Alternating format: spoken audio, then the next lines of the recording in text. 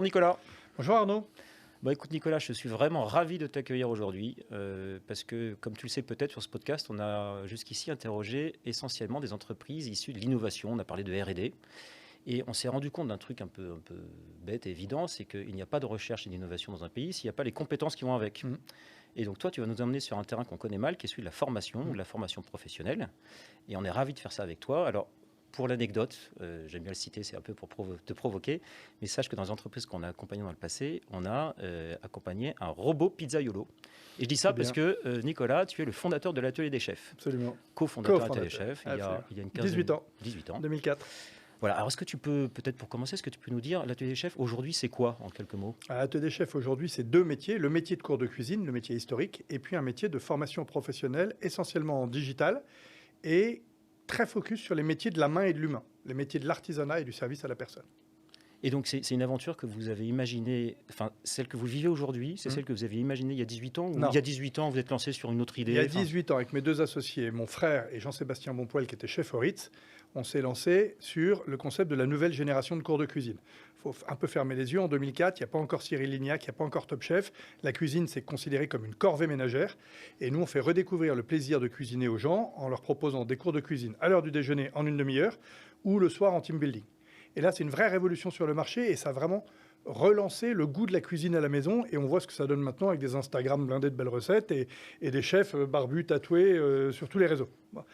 Et dans la foulée de ça, il y a 5 ans, on s'est lancé dans la formation professionnelle en digital. Donc on avait innové, pour reprendre ton mot, sur les formats sur les cours de cuisine. Et maintenant, on innove sur la technologie pour faire de la formation professionnelle à distance en digital. Mais du coup, quelque part, est-ce que tu es en train de dire que les cours de cuisine, c'est devenu un business à part entière, avec un marché, avec des concurrents dans ton cas, avec différents modèles? Enfin, c'est devenu un business, c'est pas un énorme business. Et c'est la raison pour laquelle d'ailleurs on est en train de pivoter, c'est qu'on était ultra leader d'un tout petit marché. Les cours de cuisine pour amateurs, allez, en gros, ça doit faire une vingtaine de millions d'euros de chiffre d'affaires par an. Et nous, on en faisait, selon les années, c'est plutôt avant le Covid, c'était 15, et puis après le Covid, 10. Mais voilà, on était un très gros acteur, mais d'un tout petit marché. Mais c'est quand même un business important. Et les cours de cuisine physique, c'est un business, mais il y a les cours de cuisine en ligne, les Insta, les sites Internet, etc. Donc en fait, c'est une assez grosse boutique quand même, la cuisine amateur. En revanche, le marché de la formation, lui, c'est un très gros marché. La formation, en général, c'est 30 milliards d'euros. La formation digitale, c'est 700 millions d'euros. La formation digitale sur les métiers de la main et de l'humain, ça reste anecdotique. Mais là, on est passé du statut de ultra-leader d'un tout petit marché à tout petit d'un très gros marché. Donc c'est très nouveau. Ah oui, c'est intéressant. Mais alors, donc, avant d'aller dans le détail de tout ce marché tel qu'il est aujourd'hui, juste encore un petit flashback. Il y a 18 ans, quand vous vous lancez ensemble là-dessus, c'est quoi votre démarche? C'est une démarche plaisir? C'est une démarche opportuniste? C'est une démarche, tiens, on va créer une boîte et puis on verra bien ce que ça donne? Ou... C'est une démarche de passionné. C'est quoi le ressort? C'est une démarche de passionné. Moi, je suis passionné par la cuisine depuis toujours, mais côté amateur. Avant, j'ai bossé chez L'Oréal et chez Nestlé pendant 12 ans. Mon frère, lui, il ne sait pas faire cuire un œuf, mais il est passionné par l'entrepreneuriat. Il veut monter une boîte. D'ailleurs, il a déjà monté, à ce moment-là, en 2004, 2-3 boîtes avec sa femme, tout seul, etc. Et puis Jean-Sébastien, il était bras droit de Michel Roth au Ritz, donc c'est un grand chef. Et la somme de nous trois fait qu'on invente cette nouvelle génération de cours de cuisine, des cours de cuisine pour tous, où il faut que la qualité soit au top, mais que l'accessibilité soit garantie pour tous. Et c'est vraiment la somme de nos trois passions. Et je me souviens très bien, d'ailleurs, en 2004, tout le monde nous disait, on vous donne 1 an ou 2, et puis dans 1 an ou 2, vous revenez chacun dans vos métiers, parce qu'il n'y a pas de marché. Et effectivement, en 2004, il y avait 5000 personnes qui prenaient des cours de cuisine en France. Nous, maintenant, on en a 150 000 chez nous tous les ans. Donc on a créé le marché. Ça, c'est fascinant. Alors, ce qui est fascinant, c'est aussi tout ce qui se passe autour de la formation aujourd'hui. Donc, on va, je pense, longuement en parler. Avant d'aller aussi là dans ce détail, le sujet formation chez vous, c'est arrivé au fil du temps. Enfin, c'était d'abord des cours de cuisine amateurs, mais que vous avez petit à petit transformé en formation qualifiante. Ouais. Comment vous en êtes arrivé là? Chronologiquement. Et j'ai cette question, puis j'ai une deuxième question qui va peut-être de pair, c'est est-ce que tu peux nous dire quelles sont les formations que vous ouvrez aujourd'hui et pourquoi vous avez choisi telle formation plutôt que telle autre? Est-ce que c'est sur, je sais pas, des constats de besoins de marché ou de manque de ressources sur le marché de l'emploi? Comment vous en arrivez pour construire votre catalogue de formation en fin de compte? Chronologiquement, nous, on vient de la bouffe. On vient quand même de la restauration, des cours de cuisine pour le grand public. Donc 2004, cours de cuisine pour les grands publics. En 2009, crise des subprimes. Les cours grand public, et notamment toute la partie team building, prend un gros coup derrière la tête, il n'y a plus de sous. Et donc, on se met à faire de la formation pro, parce qu'il y a plein de chaînes de restos, pas forcément des concepts super haut de gamme, mais des concepts extrêmement normés qui nous disent, si vous savez, je me souviens très bien, le gars nous avait dit, si vous savez former des amateurs, vous saurez former nos chefs. Sous-entendu, nos chefs, ce n'est pas des grands professionnels. Bon, donc on se met à faire de la formation professionnelle en présentiel. En 2011, on lance les premiers cours de cuisine live en ligne pour les amateurs. Donc on passe en digital, mais pour les amateurs. Et en 2016 ou 2017, on lance les formations professionnelles en digital. Donc amateur présentiel, professionnel présentiel, amateur digital, professionnel digital. Donc il y a eu une vraie développement continu de nos innovations. Au début, on se lance évidemment sur nos métiers. Et quand Jean-Sébastien nous dit « on va faire des formations digitales à la cuisine », en professionnel, on lui dit « quand même, c'est un métier, tu apprends en le faisant ». Il dit « ouais, vous avez raison, mais il y a beaucoup de techniques, il y a beaucoup de choses qu'on peut apprendre en ligne. Et pour se prouver à nous-mêmes et prouver au marché que c'est légitime, on va faire passer le CAP Cuisine. Le CAP Cuisine, dans la restauration, c'est le Graal, c'est le début, c'est la porte ouverte aux carrières. » Donc on commence à faire passer le CAP Cuisine. Et là, première promo, je sais pas combien, 15 personnes, 100% de réussite à l'examen. Deuxième promo, 40 personnes, 100% de réussite à l'examen. Bref, on prouve qu'il est possible d'apprendre à faire ce métier très manuel via le digital. Donc après, on complète avec la pâtisserie et la boulangerie, deux métiers proches des nôtres. Et puis là-dessus, le Covid arrive. Et on se dit, bon, il faut qu'on continue à développer ce digital parce que quand même, c'est vachement bien, parce que tous les ateliers étaient fermés ils ont été fermés pendant 12 mois sur 18, à cause on est des restaurants. Donc on a été fermés. Et là, on se dit, OK, il faut qu'on fasse d'autres métiers de la main et de l'humain. Et là, de manière très pragmatique, on a regardé sur Google, je cherche une formation on a classé. On a regardé des rapports de la DARES, qui est le ministère du Travail, pour savoir quels sont les métiers en tension. On a croisé les deux et on a sorti les métiers. Et là, on a vu qu'en premier, c'était coiffure. En deuxième, esthétique. Troisième, petite enfance. Quatrième, auxiliaire de vie. Donc, on a lancé ces 4 CAP en 2021. Et puis là, on vient de lancer l'électricité. On va lancer la plomberie. On va lancer la diététique. Que des métiers sur lesquels il y a un énorme besoin à la fois de formation et d'emploi. Mais alors, sur chacun d'entre eux, tu vas répliquer ce modèle d'essayer de faire des formations à distance. Parce que c'est vrai que donc, tu nous as expliqué comment on est arrivé à passer le cap de faire des formations distancielles. Et c'est vrai, moi comme d'autres, je pense de nos auditeurs, on a du mal à l'imaginer. Apprendre la cuisine en regardant une chaîne, bon, ça paraît étonnant. Ce qui paraît aussi étonnant, c'est comment le professeur peut contrôler ce que j'ai fait. Avec quel degré de certitude et de confiance j'arrive le jour de l'examen. Est-ce que j'ai quand même un environnement de coaching? Est-ce que j'ai une hotline si je suis en stress? Comment ça marche? Parce que je pense qu'on a tous besoin d'être convaincus, de se dire, et je crois que le Covid, je pense que le Covid là-dessus a effectivement changé les mentalités, les regards. Plein de choses peuvent se faire en distanciel. Des choses qu'on n'imaginait pas avant, mais quand même, dans ton métier de l'artisanat de l'humain, comme tu l'appelles, waouh! Le Covid a beaucoup changé dans l'approche du digital et pour autant, on a fait croire que mettre une caméra dans une salle de classe, c'était de la formation digitale. Ce n'est pas ce qu'on fait, nous. Le succès de la formation digitale, c'est la qualité des contenus, donc la qualité des modules qui permettent d'apprendre, la qualité de l'ingénierie pédagogique, comment ces modules sont organisés les uns par rapport aux autres, et la qualité de l'accompagnement. Et tout ça, ça ne représente que 30% du temps. Les 70 autres %, c'est de la pratique. Alors, je vais y venir. Je prends 2 exemples. Un en cuisine, un en coiffure. En cuisine, il y a plusieurs sortes de poissons. Tu as déjà vu des poissons, il y a des poissons longs et des poissons ronds, et il y a des poissons à 2 filets, des poissons à 4 filets. Avant de commencer à lever un filet de poisson, il faut comprendre l'anatomie, la structure du poisson. Donc on va faire des petits modules avec des dessins, avec des textes, avec des photos, pour bien montrer la différence entre une sole et un bar. Okay ? Une fois qu'on a bien montré ça, qu'on a bien montré les différences de structure, après on explique la technique avec un couteau à filet de sole pour aller lever les filets. Et puis après, on montre une vidéo, cerise sur le gâteau, mais la vidéo, elle vient qu'à la fin. La vidéo, ça rend jamais intelligent. Sinon, les gens passent, je ne sais pas combien de temps devant la télé, ils seraient tous très intelligents. Donc, on explique d'abord le pourquoi, puis le comment, puis le quoi. Et donc, la vidéo, on montre le truc. Et après, il y a de la pratique. D'accord ? Pour la coiffure, on demande aux gens... Alors ça, la cuisine, ils ont tous, chez les gens, des couteaux chez eux, où on leur demande d'en acheter, puis ils achètent des poissons, puis ils font les exercices chez eux. La coiffure, tu vois bien que moi j'aurais un petit problème. Alors, la coiffure, tu es un très mauvais exemple. Voilà. Bon. Mais il y a des têtes à coiffer qui sont très bien fournies, très bien faites. On demande à chaque apprenant d'approvisionner 3 têtes à coiffer. Alors, les têtes à coiffer, elles arrivent chez toi avec les cheveux longs devant, derrière. Au début, tu dois commencer à égaliser en bas. Ensuite, tu dois faire un dégradé. Ensuite, tu dois faire un carré. Ensuite, tu dois faire une frange. Ensuite, tu dois faire une coupe garçonne. Et puis ensuite, tu fous la poubelle. Enfin, non, tu la renvoies pour remettre des cheveux dessus. Et donc, tous les gens qui font les exercices chez eux, on leur demande en cuisine, par exemple, de prendre des photos, des ingrédients, de la mise en place, des cuissons, des dressages, de mettre ça sur la plateforme, et nous, on corrige sur photo, je vais te raconter comment. Et pour la partie coiffure, on leur demande de prendre des vidéos, parce que là, il y a une question de posture aussi, de savoir bien se tenir, etc. On envoie, ils mettent les photos sur la plateforme, et là, moi, j'ai des chefs experts, ou des experts métiers, coiffure, esthétique, cuisine, etc., qui reçoivent toutes les vidéos ou les photos des gens et qui corrigent sur photo. Je prends une tarte au citron. Une tarte au citron, on va vérifier que la pâte est bien homogène, donc on va demander aux gens de nous montrer une photo des ingrédients, une photo de la pâte une fois qu'elle était bien homogénéisée, une photo au moment où la pâte a été foncée, c'est-à-dire installée dans le plat, une photo de l'appareil à crème de citron et une photo de la cuisson finale. Je te garantis que le chef, il voit tout.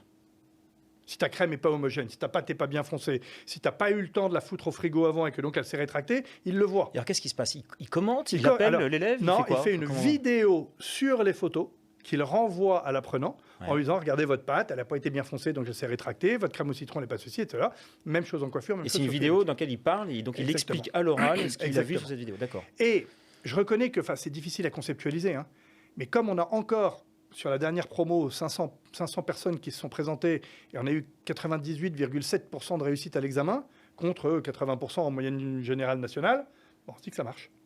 Ah, bravo. Impressionnant. Alors l'électricité, par exemple, l'électricité, on peut se dire comment on va faire. Est-ce que les gens vont devoir aller tripoter leur prise? Non, ils doivent acheter un panneau de BA13 qui fait 1,50 m de large sur 2 mètres de haut. Et en fait, tous les exercices du CAP, ils se passent sur ce panneau. Et donc, on arrive très bien à juger la qualité des exercices pratiques sur vidéo. Ah, c'est fascinant. Honnêtement, c'est très marrant. Alors, c'est fascinant. Alors, on parle aujourd'hui de formation. La formation, alors je vais prendre une analogie de ce qu'on connaît mieux historiquement, hein, nous, qui est sur la recherche et le développement. Nous, on a un débat dans l'innovation, une espèce de débat public, c'est classique, avec les polémiques habituelles qui vont avec. Tu as deux camps qui peuvent s'opposer. Tu as le camp qui dit la recherche, c'est forcément public. Parce que c'est la recherche fondamentale à long cours, et puis ça doit être désintéressé, intérêt général, etc. Et puis d'autres vont dire, et puis donc ces mêmes vont dire la recherche privée, c'est un peu louche, il y a des intérêts. Puis d'autres au contraire vont dire, bah non, la recherche privée, c'est la recherche sectorielle ou des développements appliqués, c'est utile tout de suite. Et voilà, c'est des débats, tout le monde a un peu raison et un peu tort.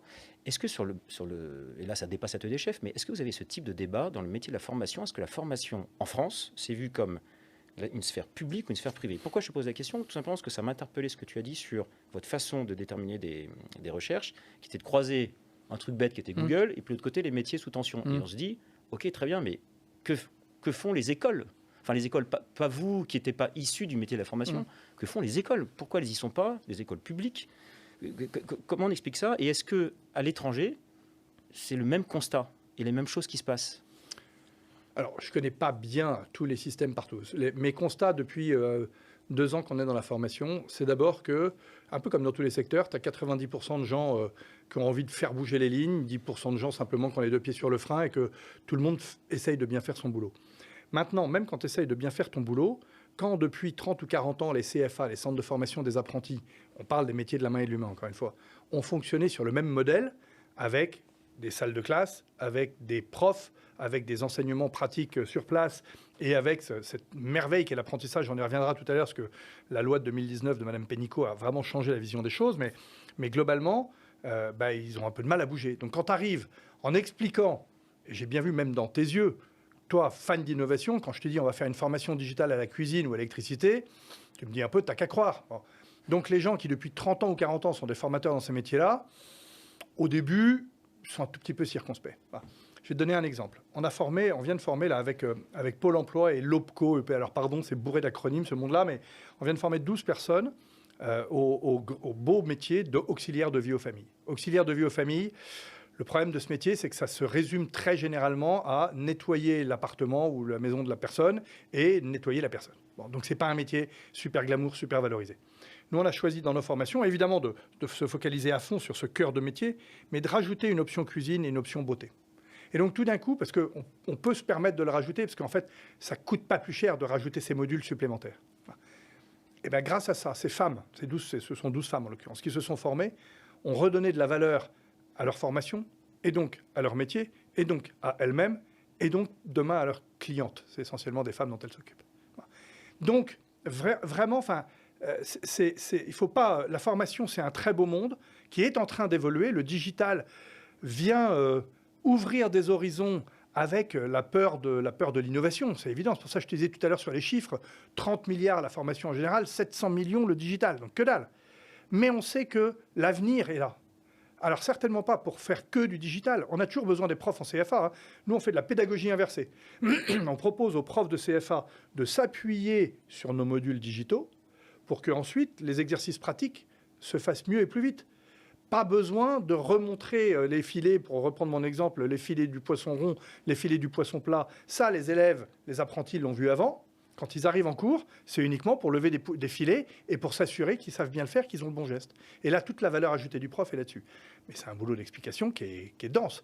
Alors maintenant, public-privé, honnêtement, il y a du très bon dans le public, du très bon dans le privé. Il faut faire cohabiter les deux parce que de toute façon, on n'a pas le choix et puis que c'est ça qui est riche, quoi. D'accord. Et puis, c'est peut-être pas un sujet particulier dans le domaine de la formation. Peut-être que c'est pas une analogie qu'on peut reprendre. J'ai pas trouvé, en tout cas, d'hostilité du monde public à nous voir boîte privée. Au contraire, le fait qu'on soit une boîte qui a pignon sur rue, parce que l'atelier des chefs qui fait des formations à l'électricité ou aux auxiliaires de vie, d'aucuns auraient pu poser des questions. Non, le fait qu'on a une marque grand public connue, c'est un gage de sérieux aussi. C'est un gage de légitimité qui fait qu'on ne va pas se tirer avec la caisse, quoi.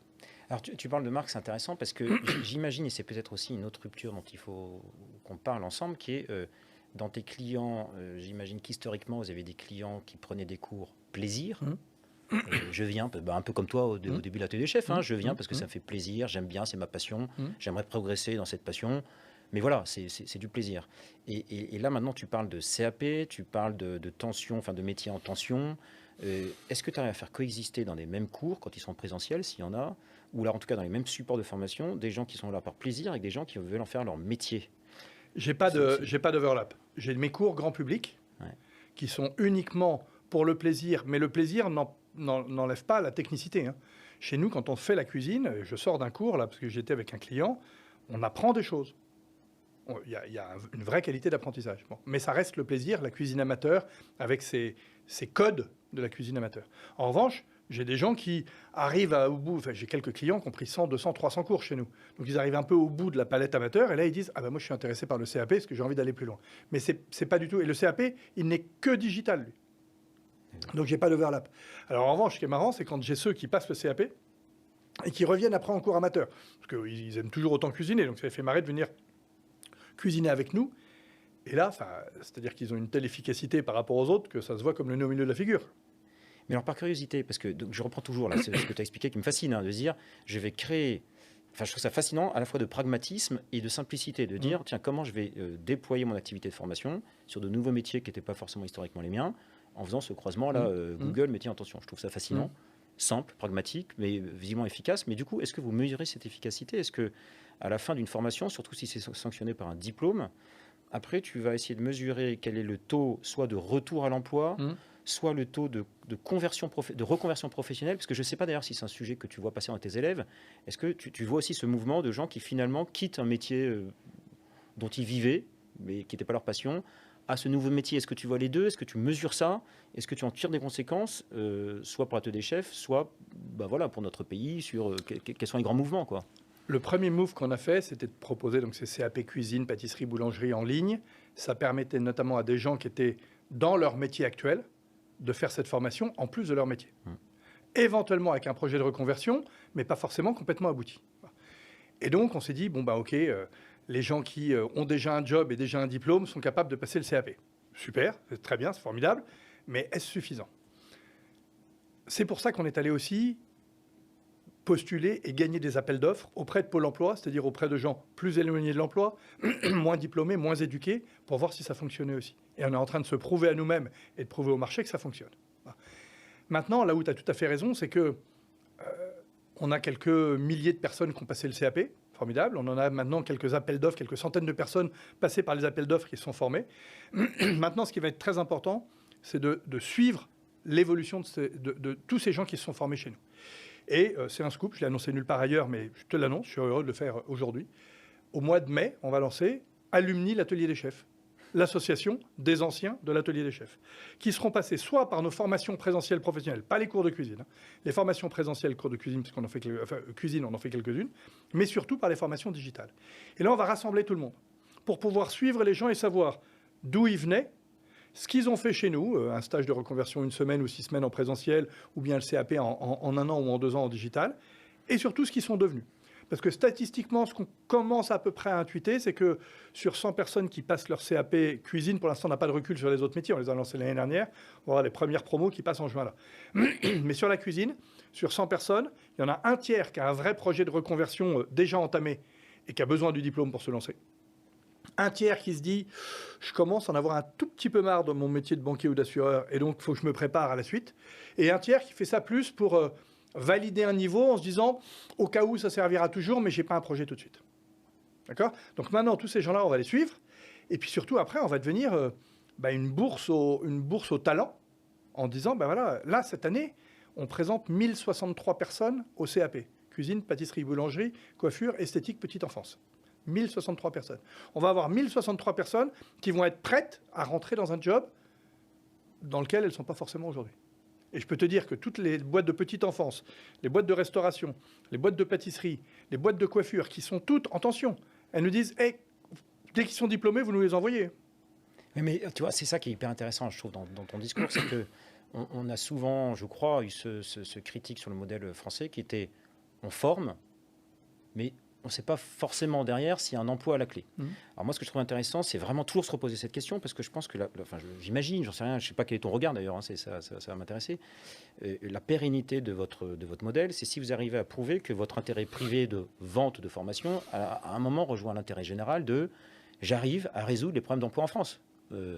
Et j'arrive à répondre aux besoins d'une industrie qui se reconvertit aussi par les effets du Covid. J'imagine que l'industrie culinaire, elle n'est plus la même que celle d'il y a 10 ans. Peut-être pareil aussi pour les services à la personne. Je ne sais pas comment ça évolue, mais on a envie de ça. En tout cas, en tant que citoyen auditeur qui peut écouter, je me dis, bon, très bien.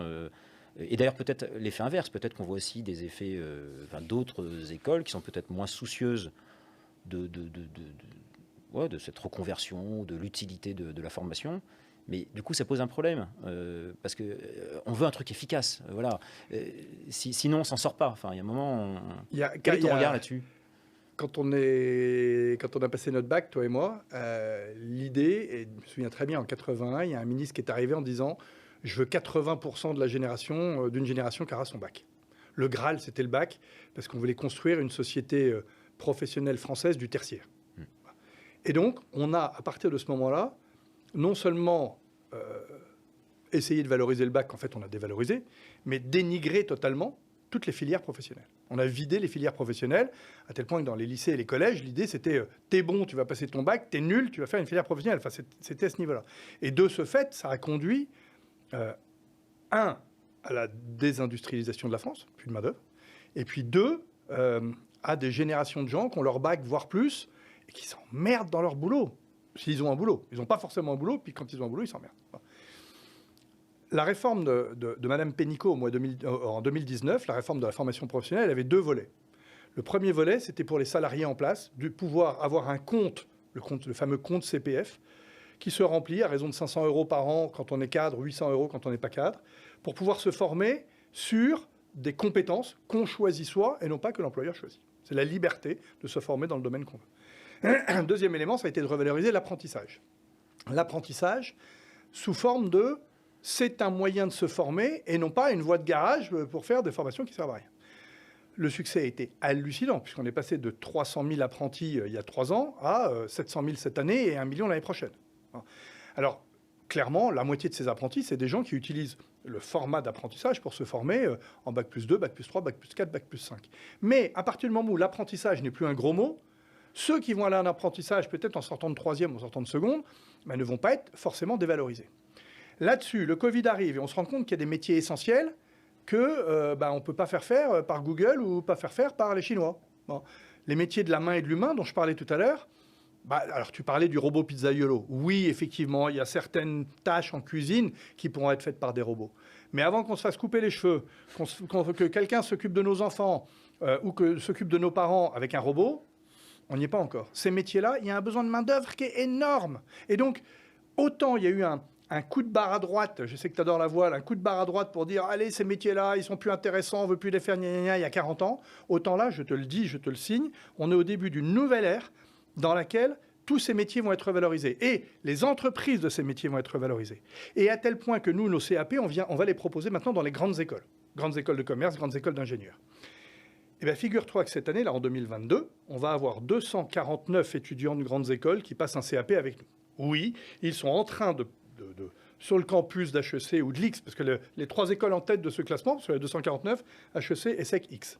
Okay. C'est fantastique ça, mais c'est fait en collaboration avec les écoles bien ou sûr, en bonne intelligence avec les écoles? En bonne intelligence, en très bonne intelligence avec les écoles. Avec HEC, on a même appelé ça le double diplôme HEC CAP cuisine de l'atelier des chefs. Parce qu'en fait, et Loïc Perrache, le directeur de l'école, m'a dit « Mes élèves, aujourd'hui, il n'y en a plus que 20% qui veulent faire de la banque et du conseil. Il y en a 80% qui veulent un métier qui a du sens.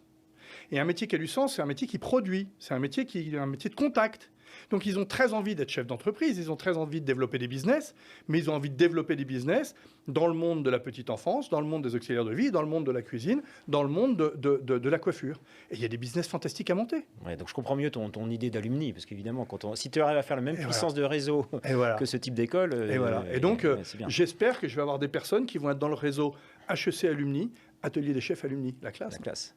Et alors, si tu parles d'alumni, du coup, ça veut dire que toi, tes clients, c'est qui en fait? C'est les particuliers que tu formes ou c'est les entreprises que tout à l'heure tu nous as dit que tu travailles avec des entreprises pour former les chefs de ces entreprises. Mais du coup, fondamentalement... 4 types de clients. Voilà. 4 familles de clients. La première famille, c'est donc ceux qui effectivement ont un compte CPF. Des gens comme toi et moi, comme nous tous. On va revenir sur le CPF. On a un compte CPF et avec ce compte CPF, on choisit sa formation. J'ai parlé également des CFA, avec la petite difficulté d'aller proposer mon nouvel outil pédagogique dans les CFA. Mais on a aujourd'hui une dizaine ou une quinzaine de CFA partenaires à qui on propose notre outil digital comme une solution pédagogique sur laquelle les profs vont s'appuyer. Troisième client, les entreprises. On fait de la formation continue en entreprise via nos plateformes digitales. Il y a des parcours de formation mis en place pour que tous les collaborateurs de l'entreprise se forment à raison d'1 heure ou 2 par mois en digital sur des sujets donnés mis en accord avec l'entreprise. Et puis quatrième type de clients, les organismes publics, donc Pôle emploi, les OPCO, etc., qui sont des gens qui ont besoin de former des demandeurs d'emploi ou des gens en entreprise et qui passent des appels d'offres pour avoir des organismes de formation qui proposent des solutions de formation. Donc ça fait 4 types de clients extrêmement différents, du primo-accédant à l'emploi aux gens en reconversion, des hommes, des femmes, des gens surdiplômés ou des gens pas diplômés, des gens dans l'emploi, des gens éloignés de l'emploi. Et ce qu'on est en train de se prouver à nous-mêmes, c'était ça qui était important avant même de prouver au marché, c'est que ça marche sur tous les types de... Mais toi, à la fin, ce qui t'intéresse, c'est l'élève. L'alumni, pour reprendre l'exemple de ton alumni, c'est vraiment l'élève. C'est l'élève qui est inscrit. C'est celui qui apprend. Mais toi, quand tu vends une formation à un CFA, tu connais le nom des élèves qui suivent la formation? Je les connais par la force des choses parce qu'ils ont tous un compte ouvert chez moi. Mais je connais surtout le prof qui, lui, est le garant du suivi de mes parcours de formation auprès de ses élèves. Lui, il a un accès à l'interface pour pouvoir vérifier que toute sa classe a bien préparé le module poisson rond, parce que le vendredi, ils vont faire un exercice poisson rond et qu'il ne veut pas massacrer ses kilos de barre. Ouais, donc ça c'est intéressant, parce que tu es aussi, du coup, en modèle de partenariat. Enfin, tu n'es pas seul à vendre de la formation. C'est aussi, quelque part, c'est... Le fait que tu as réussi à le vendre à un CFA, ça valide aussi l'exigence de ta formation, le suivi, un regard tiers qui dit oui, ça marche. Oui, on travaille très bien, et je vais leur faire de la pub parce que c'est des gens très bien avec le CFA Médéric à Paris. Ils sont toujours à la recherche d'innovation, qui veulent élargir leur spectre d'apprenants chez eux. C'est un CFA de cuisine et de pâtisserie, parce qu'aujourd'hui, tout le monde cherche du monde. Tous les restaurateurs cherchent du monde, donc ils veulent ouvrir leurs promos. Donc ils ont ouvert les profils et donc ils mettent des doses de digital. On fait beaucoup de blended learning. On ne fait pas forcément que du digital. Le blended learning, c'est un mélange de présentiel et de digital. Et on voit avec les différents organismes ou les différentes entreprises s'il faut faire 50-50 digital présentiel, 20-80 ou 80-20. On est totalement ouvert là-dessus. On s'adapte aux besoins du client donneur d'ordre et surtout de l'apprenant. Ok. Alors revenons juste un moment. Tu as cité en passant le terme de CPF. Alors à la fois beaucoup de gens connaissent parce qu'on est tous harcelés de SMS, de trucs bizarres. On se demande un peu ce que c'est. Certains connaissent peut-être pas encore. C'est l'occasion d'en parler plus. Et là aussi, quel est ton regard sur CPF? Tu penses que c'est une bonne chose qui permet aux individus de reprendre la main sur leur formation, sur leur avenir? Est-ce que tu le vois comme ça, ou est-ce que tu vois c'est une opportunité comme une autre? Quel est ton regard? Et si tu avais des conseils ou des avis à apporter d'amélioration sur le CPF, tu dirais quoi? Le CPF, d'abord, c'est la partie émergée de l'iceberg. Donc, le CPF, compte personnel de formation. Le compte personnel de Donc, formation. redis en deux mots comment ça fonctionne. C'est un compte dont dispose chaque salarié. S'il est cadre, il a capitalisé 500 € par an sur son compte CPF avec un maximum de 2 500 €, donc 5 années de cotisation. Ouais. S'il n'est pas cadre, il peut capitaliser 800 € par an sur son compte CPF, 5 ans aussi, donc jusqu'à 4 000 €. Donc, c'est un crédit que tu peux utiliser pour te former dans le domaine que tu veux du moment que la formation est certifiante. C'est pas pour aller faire une formation au macramé, j'ai rien contre le macramé, mais une formation loisir. C'est pour apprendre, pour faire une formation certifiante avec un diplôme ou une certification inscrite à ce qui s'appelle le RNCP, le Registre national des certifications professionnelles. D'accord? Donc, c'est très sérieux. C'est pas de l'argent avec lequel on peut faire n'importe quoi. C'est de l'argent qui sert à se former. Mais en revanche, ça permet à chaque salarié de se former dans le domaine qui l'intéresse ou sur lequel il a envie de progresser pour monter en compétences. D'accord ? Quand je dis que c'est la partie émergée de l'iceberg, c'est que globalement, ça a été une énorme réforme de la formation professionnelle avec une réforme des financements. Bon, c'était beaucoup d'argent. J'ai parlé de 30 milliards tout à l'heure. C'est quand même beaucoup d'argent, 30 milliards d'euros. Avec un système de gestion qui n'était pas forcément totalement transparent. Donc le CPF, maintenant, c'est, je ne sais plus combien, 15 millions de salariés qui ont leur compte CPF avec lequel ils peuvent payer leur formation. Alors maintenant, évidemment, 15 millions de comptes CPF, en moyenne 2 000 € sur chaque compte, ça aiguise les appétits. Tu disais toi-même qu'on reçoit tous des SMS, des coups de fil, etc. pour dire « Donnez-moi votre bon compte CPF et je vais vous former ». Il y a des abus dans tous les sens, mais la Caisse des dépôts qui gère tout ça est en train de faire un boulot fantastique pour nettoyer, pour s'assurer que tous les organismes de formation... Il y a un mot mythique dans la formation qui s'appelle Calliope. Calliope, c'est une certification qui dit « Oui, ce centre de formation a le droit de faire des formations qui peuvent être éligibles au CPF. » Donc, c'est en train de se structurer. Mais simplement, une réforme comme ça, qui a été menée tambour battant par cette ministre Muriel Pénicaud, avec l'aboutissement de cette appli Mon Compte CPF qui est sortie en novembre 2019 et qui, dès le premier jour, a fonctionné, je pense que c'est suffisamment rare pour être célébré. Et en plus, comme ça s'accompagnait de la réforme de l'apprentissage pour revaloriser l'apprentissage en général et celui des métiers en tension en particulier, moi je dis chapeau et je dis surtout c'est une vision d'avenir. Donc voilà, il faut vraiment l'encourager. Écoute, vraiment Nicolas, merci pour un peu ce mot de conclusion parce que c'est très encourageant et porteur d'optimisme, se dire qu'on a peut-être les outils, les moyens de faire monter en compétences tous ceux qui le souhaitent et donc faire monter en compétences notre pays. Donc vraiment, merci, c'est chouette d'entendre ça. Est-ce que peut-être pour conclure, tu as dernière chose à partager avec nous ou des conseils à apporter aux jeunes qui nous écoutent ou à ceux qui sont en recherche de reconversion? Alors c'est marrant. Moi, je me suis lancé dans le monde du cours de cuisine parce que j'étais passionné par la cuisine et que je pensais que je pouvais travailler que sur un truc que j'aimais vraiment. Bon. Et je dirais qu'au départ, la formation en tant que telle, la formation pro, quand j'ai découvert cet univers bourré d'acronymes et de dispositifs, je me dis, est-ce que c'est vraiment mon truc? Et en fait, je suis devenu à peu près aussi passionné de formation que je l'étais de cuisine. Et donc, mon conseil, c'est de dire, si vous êtes passionné, tant mieux, allez-y, foncez, parce que l'innovation dont on parlait tout à l'heure, elle peut être à tous les niveaux. Ce n'est pas forcément envoyer une fusée sur la Lune ou inventer la nouvelle bagnole électrique qui va faire 12 000 km d'autonomie. L'innovation, on le disait, c'est un format, c'est un style, c'est bon. Et puis, si par hasard, vous n'êtes pas complètement passionné au début par le cœur de votre métier, laissez-vous prendre. Laissez-vous prendre, parce que chaque métier a son intérêt, chaque métier a son degré de passion. Et je suis sûr que tout le monde, notre mission d'entreprise, c'est aider chacun à s'accomplir. Et je pense qu'il n'y a pas un métier dans lequel, si on le fait avec cœur et avec envie de progresser, on peut ne pas s'accomplir.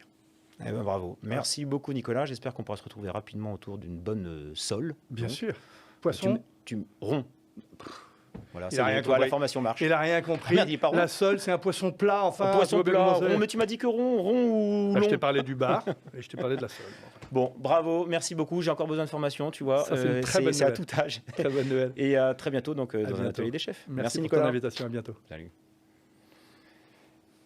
Déjà. Les parents.